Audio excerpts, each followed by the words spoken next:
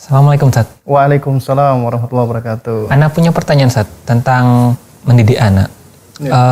Apakah kita ini sama memperlakukan atau mendidik anak laki-laki dengan anak perempuan? Apakah dalam Islam ada tuntunannya dalam mendidik anak-anak laki-laki dan perempuan, terutama yang masih di bawah usia 10 tahun gitu Ustaz? Toyib, ya ini adalah pertanyaan yang bagus sekali ya.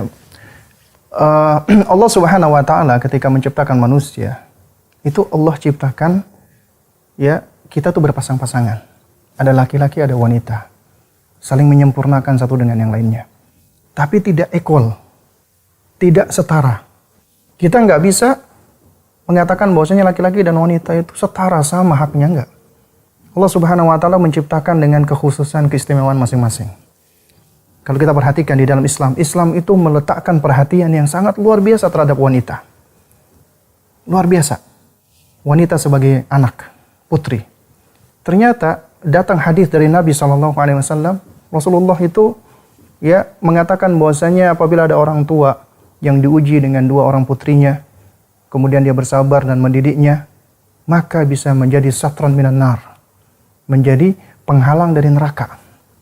Di dalam lafaz yang lain Nabi mengatakan bahwasanya aku dan dirinya itu bagaikan, Nabi mengisyaratkan dengan dua jarinya, menunjukkan beliau dekat di hari kiamat. Masya Allah. Orang tua dengan putri. Ini menunjukkan bahwasanya apabila kita dikaruniai anak putri, itu ada keutamaannya. Wanita sebagai istri. Ternyata wanita sebagai istri, suami itu adalah salah satu pintunya dia masuk surga. Dengan cara mentaati suami di dalam perkara ma'ruf. Dan istri itu adalah di antara ya berhasilnya seorang laki-laki. Biasanya laki-laki yang berhasil itu di belakangnya ada wanita. Apalagi wanita sebagai seorang ibu. Semua bangsa, semua negara itu butuh wanita, butuh istri, butuh ibu, butuh putri. Karena putri ini akan menjadi istri dan akan menjadi ibu. Apabila menjadi istri akan menjadi ibu. Dan Islam itu meletakkan ibu luar biasa. Makanya ketika ada seorang sahabat bertanya, "Ya Rasulullah, kepada siapa yang lebih utama saya berbakti dengannya?" Ummuka. Kemudian siapa lagi? Ummuka. 3 kali Nabi mengatakan, kemudian baru yang keempat abuka. Ternyata ada rahasia besar di situ. Rahasianya apa? Itu Allah sudah isyaratkan di dalam Al-Qur'anul Karim. Ya. Yang pertama, Allah itu menciptakan wanita, meskipun laki-laki secara fisik lebih kuat daripada wanita, tapi ternyata Allah berikan kepada wanita rahim. Dengan rahim ini, wanita mengandung manusia, mengandung anak. Laki-laki nggak bisa. Dan ini berat.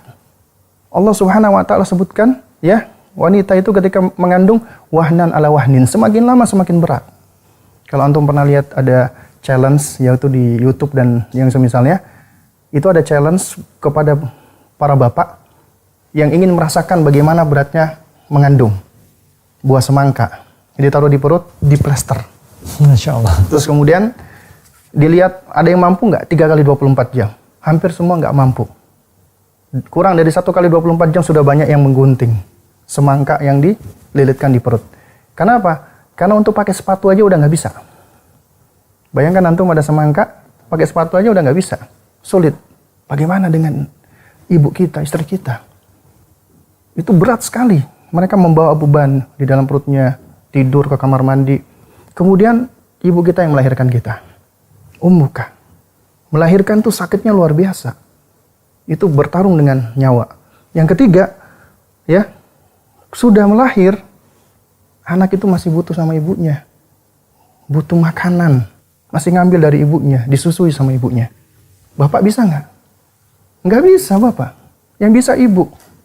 Ummuka. Karena ketika ada bayi sudah lahir, masih butuh sama ibunya. Disusui sama ibunya. Ini 3 hal yang laki-laki tidak memiliki kelebihan seperti itu. Allah berikan kepada wanita. Makanya wanita istimewa. Wanita itu luar biasa. Makanya peran wanita sama laki-laki itu berbeda. Di dalam Islam itu Allah meletakkan ya keistimewaan masing-masing, kesempurnaan masing-masing, satu dengan yang lainnya saling melengkapi dan menyempurnakan ya antara laki-laki dan wanita. Tapi Allah lebihkan beberapa hal wanita dan Allah lebihkan beberapa hal laki-laki. Makanya yang yang berkewajiban untuk memberikan nafkah adalah siapa? Laki-laki, bukan wanita. Karena memang laki-laki secara fisik otot lebih kuat. Tapi ternyata di sisi lain wanita lebih kuat. Nah, lantas bagaimana ketika kita mendidik anak kita yang laki-laki dan wanita? Tentu berbeda.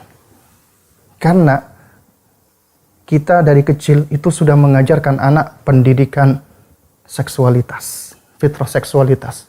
Bukan pendidikan seks seperti yang dipahami orang-orang kafir ya. Kalau yang dipahami orang kafir adalah pendidikan seks itu bagaimana melakukan hubungan seks secara aman. Tapi kalau pendidikan fitrah seksualitas tidak seperti itu. Pendidikan fitrah seksualitas itu adalah setidaknya ada 3 hal. Yang pertama, anak itu mengenal identitas gendernya dia. Saya laki-laki atau wanita. Tahu, dia harus tahu. Dan ini itu sudah mulai dia ketahui dari semenjak ketika dia itu sudah mulai Allah karuniakan indra pemahamannya sudah mulai berkembang, yaitu di usia kurang lebih sekitar 2 tahun ke atas. Dia harus sudah tahu laki-laki atau wanita. Kemudian setelah dia tahu identitas seksualnya, dia harus tahu peran seksualnya. Peran seksualnya itu dia lihat dari orang tuanya, dari abinya sama dari uminya. Umi itu ngapain sih sehari-hari? Abi itu ngapain sih sehari-hari? Sehingga dia itu bisa melihat dari pakaiannya pula beda dan seterusnya. Itu dia harus tahu peran seksualnya. Kemudian yang ketiga, ini yang paling penting. Yaitu apa? Ketika dia sudah tahu identitas dan perannya, dia bisa memproteksi seksualitasnya, menjaga agar nggak menyimpang, agar nggak keliru. Dan penyimpangan sekarang luar biasa, mulai dari LGBT, seks bebas dan lain sebagainya. Itu semua karena penyimpangan apa? Penyimpangan pendidikan yang keliru. Dan ini adalah mungkin yang karena waktu kita singkat ya. Ini yang terakhir. Di situ ada beberapa tahapan di dalam mendidik anak. Ya. Apabila kita melihat dari gender. Pertama, anak di bawah 7 tahun. 0 sampai 7 tahun. Kedua orang tua harus hadir di dalam pendidikan. Abinya, uminya harus ada. Bapaknya kerja, tetap dia harus hadir. Bagaimana kalau bapaknya kerja keluar kota misalnya? Hadirkan laki-laki yang lain. Siapa itu? Entah bapaknya, istri kita, bapak mertua kita. Pokoknya harus ada laki-laki. Supaya anak ini dia itu dari usia kecil dia sudah melihat identitas sama peran laki dan wanita. Dia harus tahu. Karena apabila anak itu dari kecil selalu dididik sama wanita semuanya, itu akan bisa mempengaruhi kejiwaannya sang anak. Jadi harus hadir laki-laki dan wanita. Kemudian usia 7 sampai 10 tahun, ini menarik. Anak didekatkan sesuai dengan gendernya. Anak laki-laki dekatkan sama bapaknya. Anak perempuan dekatkan sama ibunya. Kenapa? Agar mereka lebih mengenal peran seksualitasnya. Anak laki-laki bangga dengan bapaknya. Apa sih yang dilakukan oleh bapaknya? Anak perempuan juga sama, bangga dengan ibunya. Apa sih yang dilakukan oleh ibunya? Ternyata ibuku itu suka masak di dapur, ibuku itu suka begini-begini, dia pelajari semua. Dan ini adalah ketika anak sudah mulai berkembang indera kognitifnya. Tapi menarik, ketika anak sudah menjelang balik, usia murahik, dekatkan dengan lawan gendernya. Anak perempuan dekatkan sama bapaknya. Anak laki-laki dekatkan sama ibunya. Kenapa bisa demikian? Karena apabila anak wanita itu dekat sama bapaknya, wanita itu sosok yang membutuhkan laki-laki di dalam hatinya. Kalau itu sudah diisi oleh ayahnya, dia akan menjadi sosok wanita yang tangguh. Sosok wanita yang punya prinsip, gak akan mudah digoda sama laki-laki lain. Ketika dia digoda laki-laki lain, ketika ada laki-laki lain yang berusaha untuk mengajak dia kepada perbuatan buruk, dia akan lebih kuat. Karena dia punya sosok bapak di situ. Ya. Juga demikian, seorang anak laki-laki yang menjelang remaja dekat sama ibunya. Ketika dia dekat sama ibunya, dia akan lebih berempati sama wanita. Lebih menghormati wanita, lebih memuliakan wanita. Karena itu jangan heran, apabila kita perhatikan banyak, sekarang sebutannya apa? Cewek cabe-cabean ya. Yang suka keluar di jalan. Itu karena mereka seringkali gak punya sosok ayah. Sehingga mereka itu akan cenderung mencari laki-laki lain. Di dalam hati mereka kosong dari sosok laki-laki. Sehingga dia mencari laki-laki lain yang mendekati dia adalah laki-laki yang gak baik. Akhirnya mereka akan mudah ditipu dan lain sebagainya. Dan ini adalah suatu perkara yang sangat penting.